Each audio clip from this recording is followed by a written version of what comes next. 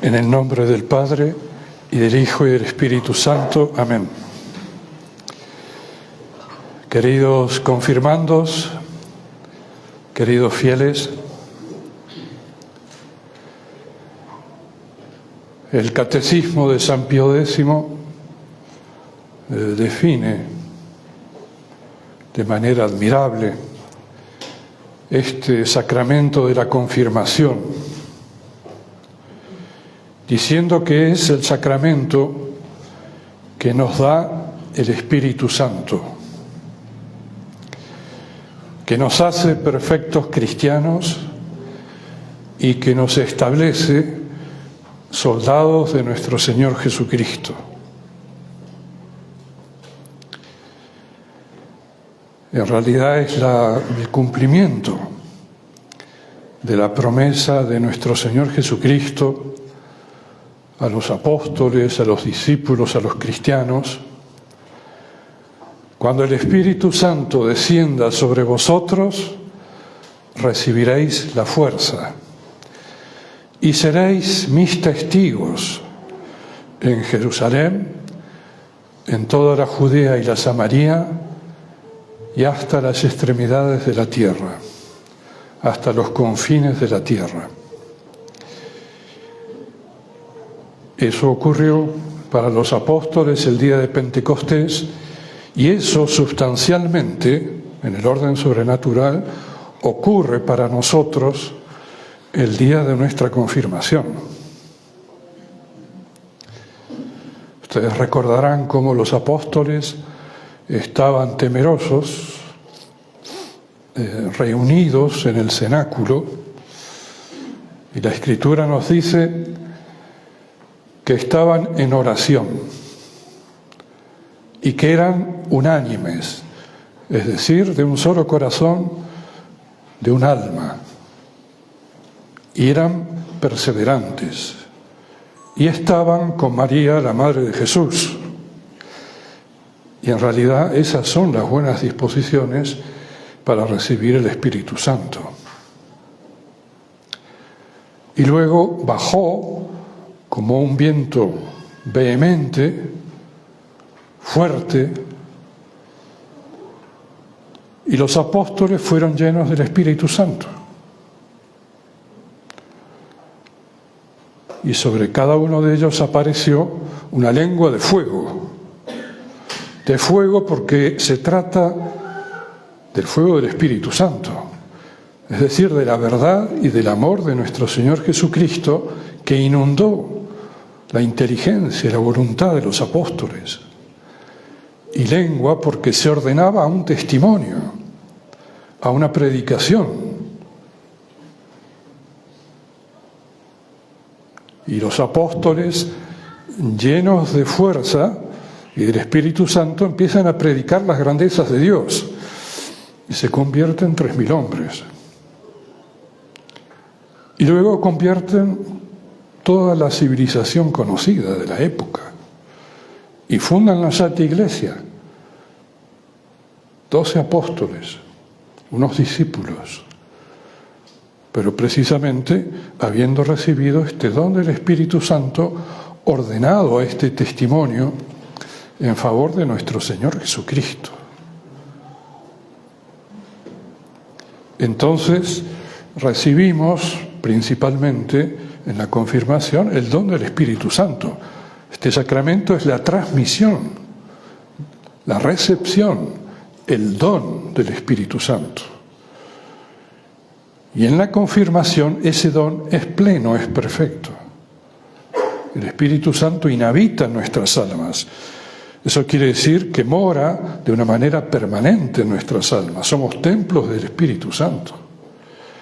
Y en la confirmación ese don, esa inhabitación son plenas, son perfectas.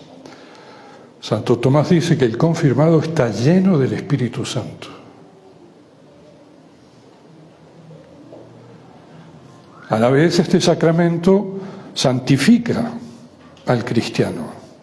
Precisamente es un templo santo de Dios. Es el sacramento que nos da un acrecentamiento de la gracia de Dios. La gracia de Dios es una realidad sobrenatural, también permanente, que Dios mismo infunde en nuestra alma. Es una semejanza de la naturaleza de Dios, infundida en nuestra alma, que nos hace hijos de Dios porque participamos a la naturaleza de Dios, mediante la gracia. Y a la vez recibimos las virtudes sobrenaturales y los dones del Espíritu Santo que nos permiten obrar sobrenaturalmente, si no, no podríamos. E incluso al modo divino, obrar las virtudes sobrenaturales a la manera de Dios. Eso es lo propio de los dones del Espíritu Santo.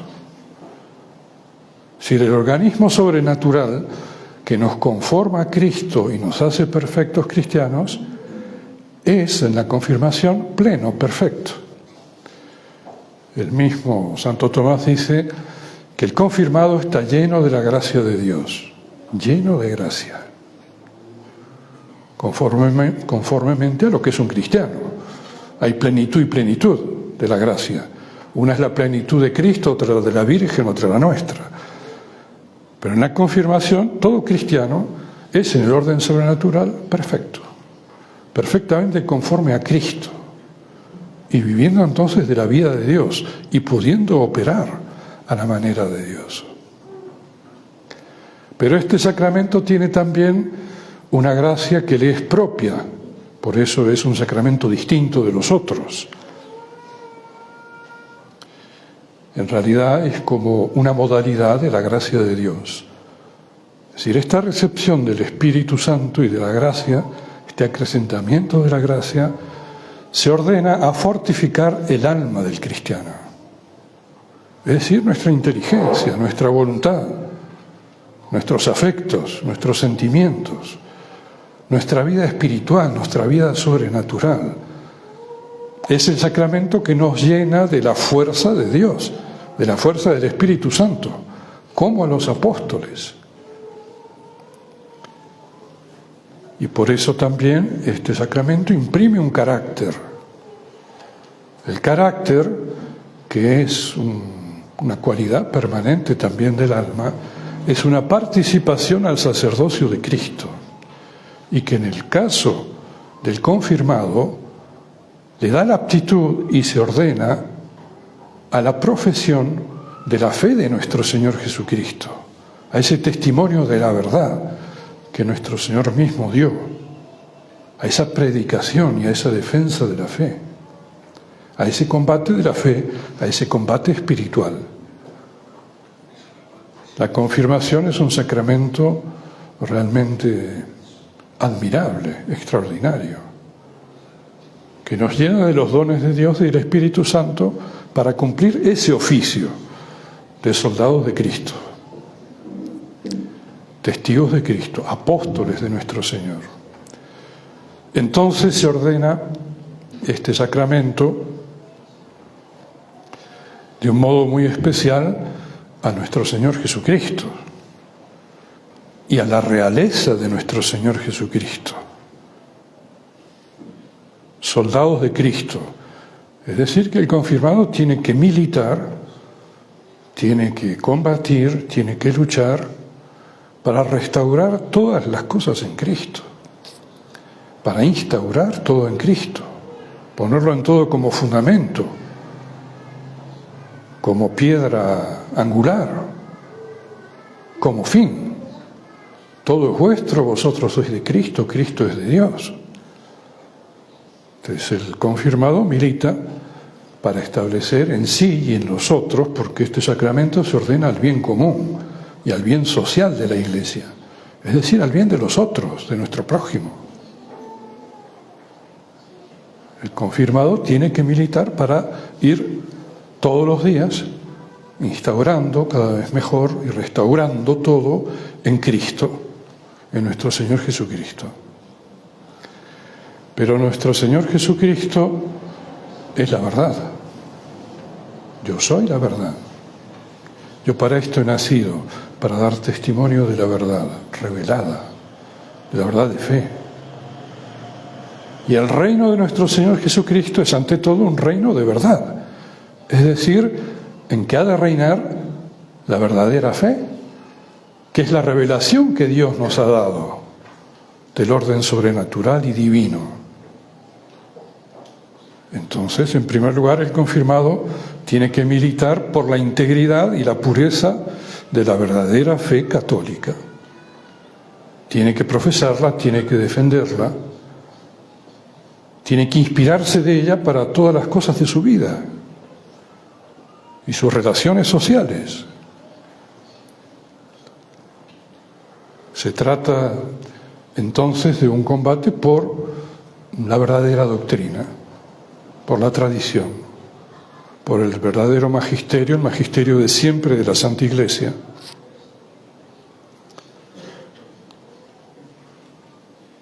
Cuando nos bautizan,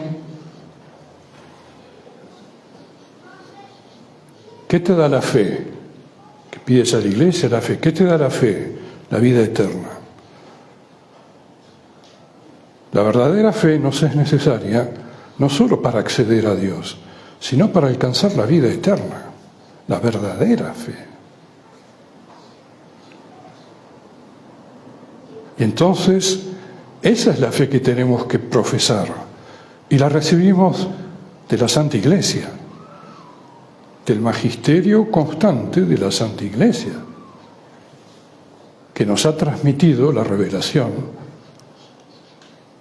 que ha conservado, transmitido e interpretado tanto la Escritura como la tradición, que contienen la revelación de Dios a los hombres y que son el objeto de la fe.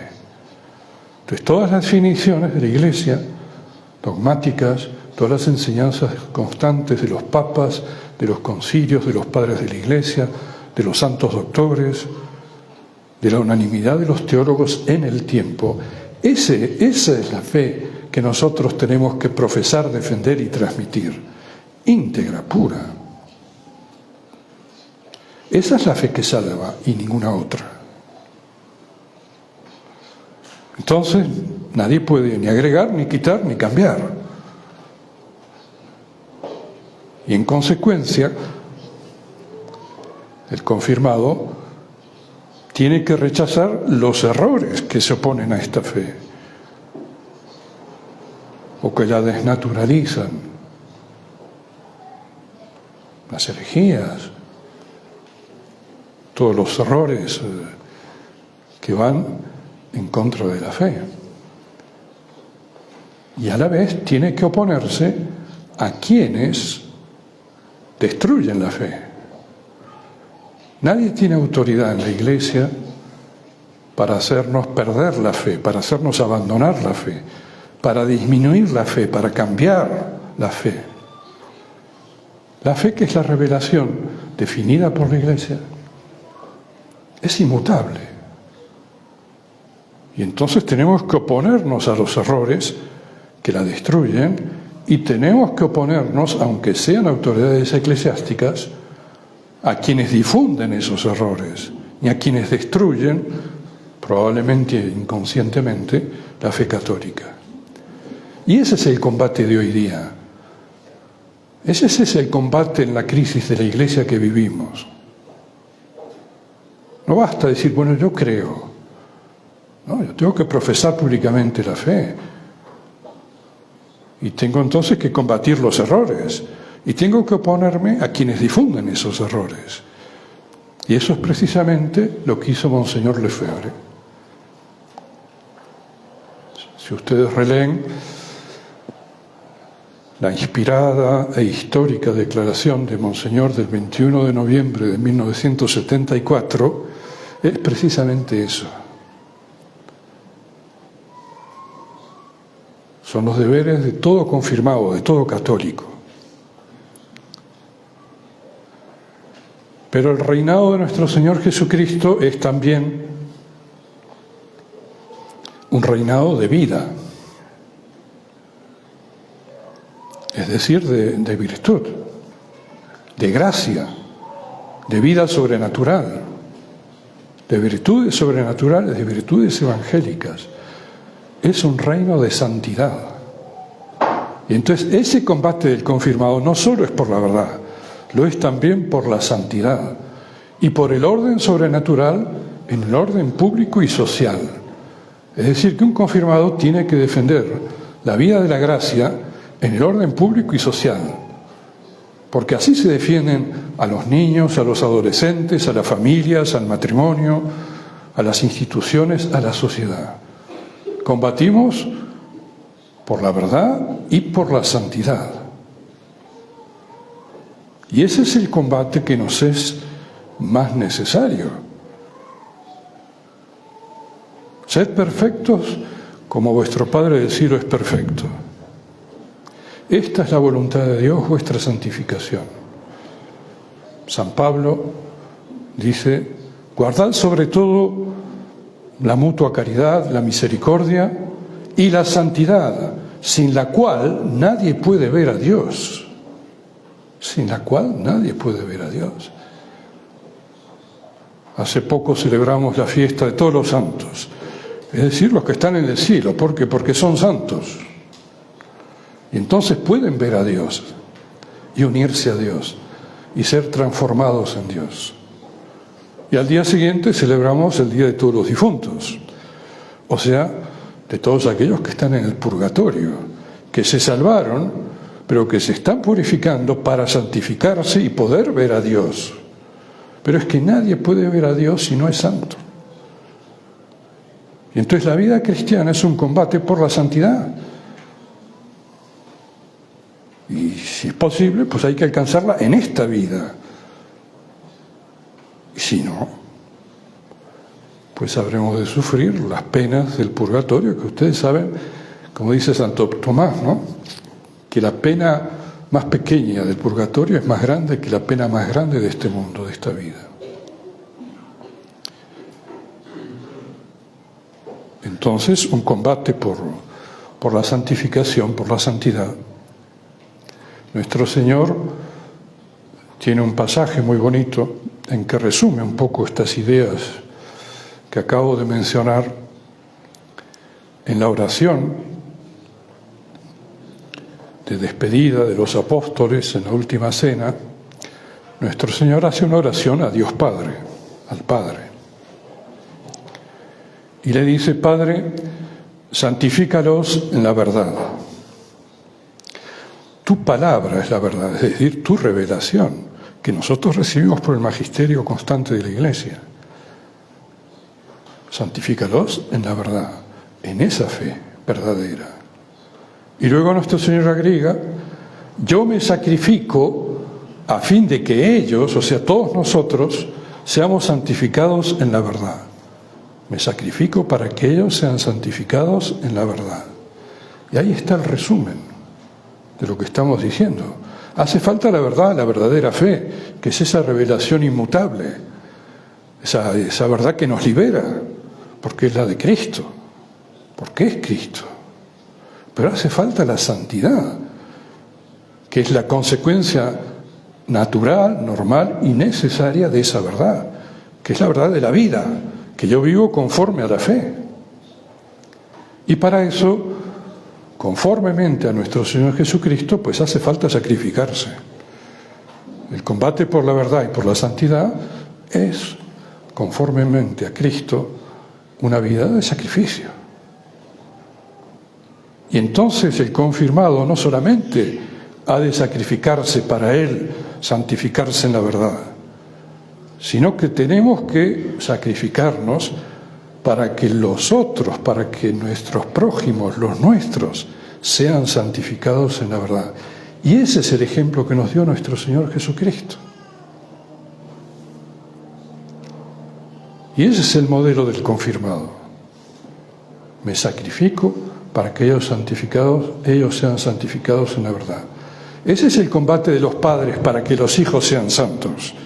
Tienen que sacrificarse para que sus hijos sean santificados en la verdad, y luchar contra el error, y luchar contra el pecado, y luchar contra el mundo, que entra no solo por las puertas, sino también por las ventanas y por las antenas ahora.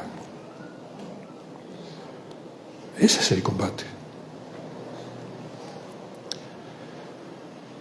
Y para eso, ciertamente,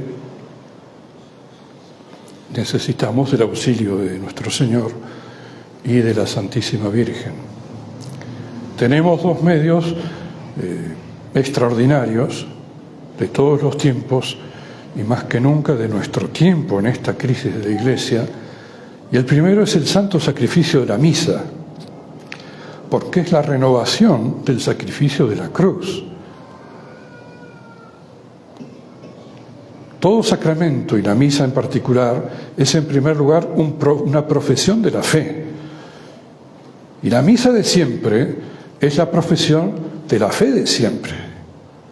Entonces, cada vez que asistimos a la misa, estamos nutriendo y profesando nuestra fe, la verdadera fe, esa que defendemos. Pero defendemos también el verdadero culto, porque la misa es el acto de religión por excelencia de la Iglesia y de los cristianos, por la cual cumplimos con todos nuestros deberes y de una manera perfecta hacia Dios. Es a través de la misa que le damos a Dios el culto que le es debido, y un culto que es perfecto, porque es por Cristo nuestro Señor, con Él, por Él y en su sacrificio que se renueva en el altar. La misa a la vez es como la renovación del sacrificio de la cruz, la continuidad de la redención. Es como si la fuente de todos los bienes, de toda la luz, de toda la fuerza, de toda la caridad, de toda la santidad de nuestro Señor Jesucristo nos acompaña a lo largo de nuestra vida. Es la fuente donde podemos beber la gracia de Cristo, sus méritos, sus satisfacciones, su santidad. La misa es la fuente donde podemos beber del Sagrado Corazón de Jesús, todos los bienes que necesitamos.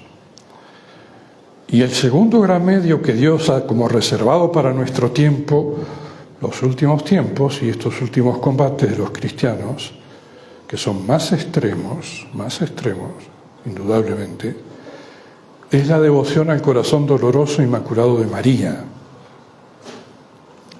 que es como la otra fuente donde podemos beber la luz, la verdad, la fuerza, la caridad, la santidad. Y eso es precisamente lo que la Virgen misma nos reveló en las apariciones de Fátima, como un remedio propio a nuestro tiempo.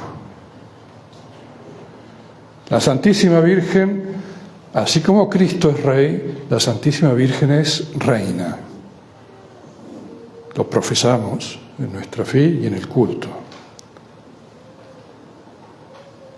Y ese reinado de la Virgen es el mismo de nuestro Señor Jesucristo, al cual ella participa. Es decir, que es tan universal y tan omnipotente como la realeza y el reinado de nuestro Señor Jesucristo. Y eso no es una metáfora, una figura bonita sobre tiempos pasados, porque ya prácticamente no hay reyes, y si los hay no gobiernan, no tienen ningún poder. La Virgen posee un verdadero poder, un verdadero dominio sobre los cielos, la tierra y el infierno. La tierra y los acontecimientos históricos y los acontecimientos de nuestra vida. Tiene una real virtud y dominación y poder para intervenir. Y respecto a los demonios y a las tentaciones, universal y omnipotente como el de nuestro Señor Jesucristo.